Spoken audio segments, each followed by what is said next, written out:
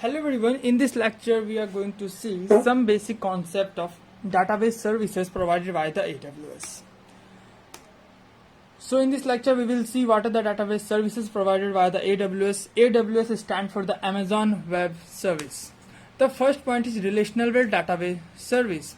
Relational Database Service, or RDS for short, is a fully managed database services that makes it easy to launch database servers in the AWS cloud and scale them when required. Scale them when required means when the response or request is very high, it will automatically scale up their size, and when it is not required, it will automatically scale down their size. RDS service can launch for many MySQL database services, including variation of the MySQL database engine with MariaDB and Amazon's own enterprises version of MySQL. Amazon Aurora standard PostgreSQL is also available. Amazon Enterprises Aurora PostgreSQL, Microsoft SQL Server and Oracle are also available. Second service is DynamoDB. DynamoDB in AWS is NoSQL database as a service. It is a serverless service like S3. Serverless service means you don't need to worry about what is the server condition while using this. It will perform with their high efficiency. Doesn't matter the server is high or low. So you don't need to worry about the underlying infrastructure behind it. AWS will take care of everything for you, and it provides high speed, extremely low latency performance. Third service is Redshift. Amazon Redshift is a fully managed petabyte scale data warehouse that is based upon the PostgreSQL database engine. Means if you are looking at very big data, you have a very large amount of data and you want a solution for storing that data, Redshift is perfect for you. Means it's a warehouse in which you can store a very large amount of the data. Fourth point is Elastic Cache.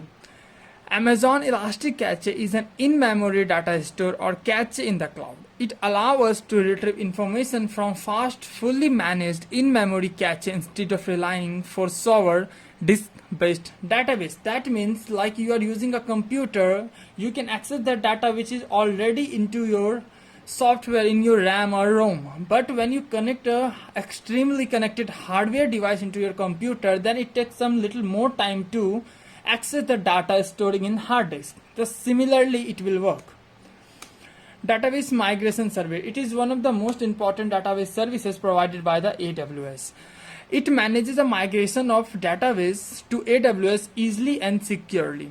It can also migrate data from one database engine type to another totally different database type engine. Means we have a very data type engine type like MySQL, MariaDB, Oracle, Amazon Aurora and many more.